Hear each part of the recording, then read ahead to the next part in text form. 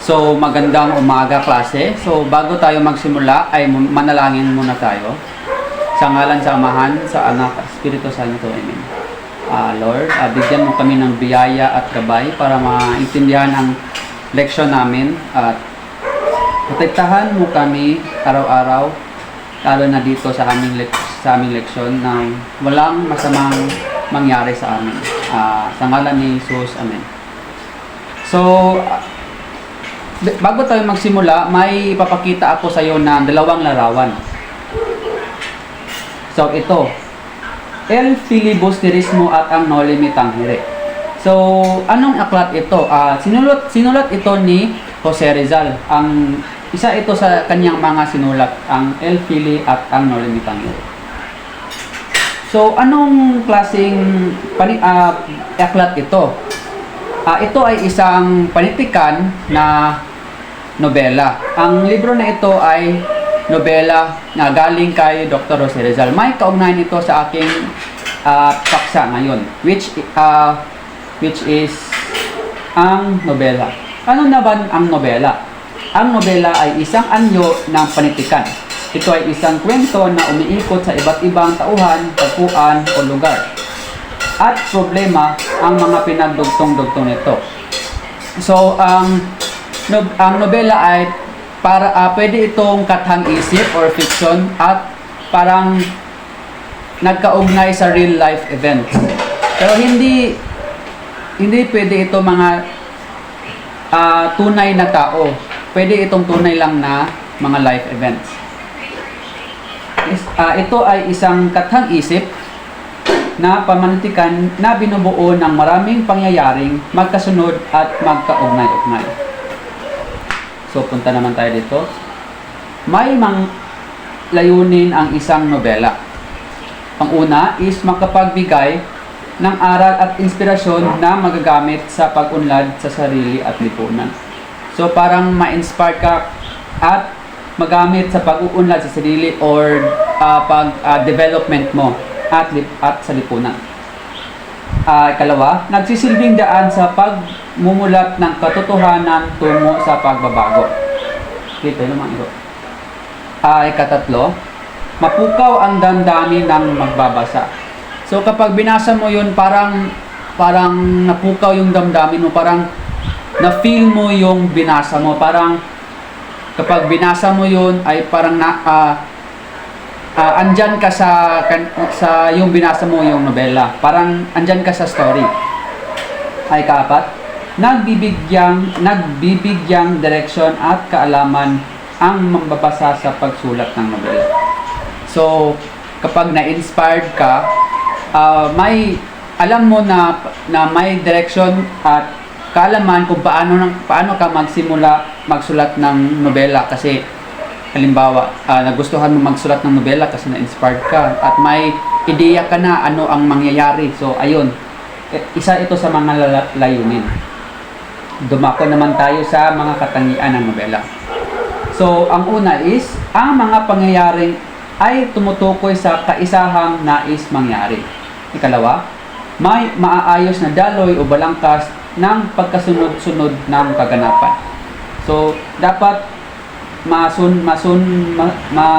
magkasunod ito kasi halimbawa may eksena kang naganap at sa ikalawang eksena is parang iba na, tapos may ikatatlong eksena na parang magkaugnay sa unang eksena. So parang nalilito ka paano napunta ang ito sa ganito tapos bumalik sa pinakauna. So dapat magkaayos ang daloy o balangkas ng pagkasunod-sunod ng kaganapan. Katatlo, may tiyak na tagpuan na mas magpakilala sa mga tauhan. So, mga characters. So, dapat, halimbawa, may eksena ka na dito mo makilala yung unang tauhan o halimbawa, sa eksenang ito is magkilala yung unang tauhan at ang ikalawang tauhan o mag-introduce sila sa isa't isa. So, ikaapat is nailatag ang kaisipan ng maayos. So, dapat yung ideya mo is nailatag ng maayos, hindi yung parang random lang na pagkalagay. Ikalima, pumupukaw at kawili-wili sa damdamin ang mambabasa. So, isa ito is yung parang pagbasa mo is parang gusto mong gusto mong basahin at tuloy mong basahin kasi parang namangha ka o parang gusto mong malaman anong nangyari sa ganito, ganyan, ganyan. Ay ka-anim is may malikhaing paglalahad. So punta naman tayo sa mga kasangkap ng nobela. Ang una is ang tauhan. Ito yung importante sa isang nobela. Nagbibigay buhay ng nobela. Kasi kapag walang tauhan is parang hindi na buhay ang nobela. Parang plain lang yung eksena, tapos walang nangyari kasi walang tauhan, di mo naintindihan anong mangyari kasi walang magsalita ano ang naganap. Pwede din habang ito ay kathang isip lamang, pwede itong ang tauhan ay puro mga hayop.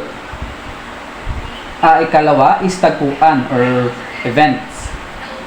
Lugar at panahon ng mga kaganapan.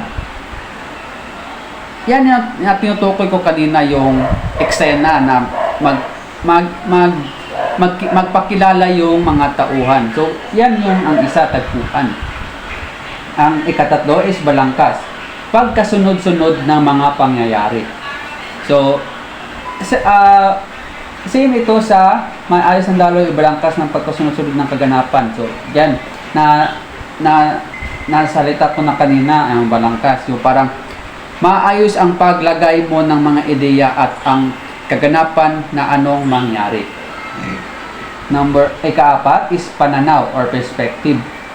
Panauhang ginagamit ng may akda. Ikalima is tema. Paksa o diwang nais bigyang diin.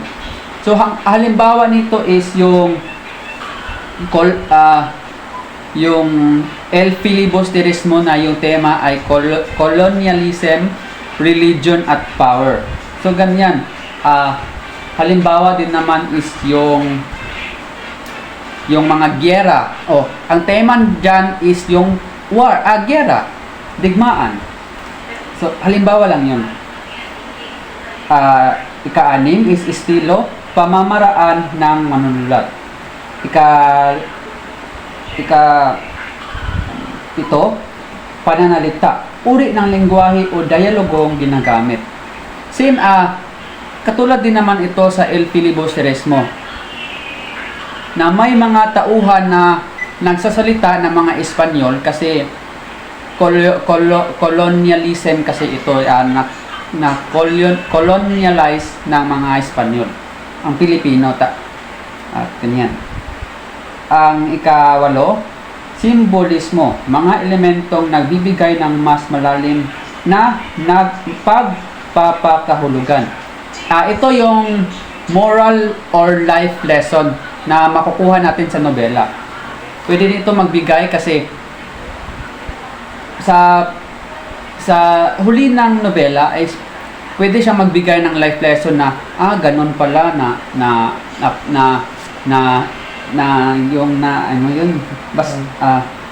affected ka na gusto mong biyahin kasi na may lesson kang nakuha. So may konting pasulit ako. Ang choices nito is tauhan, tema,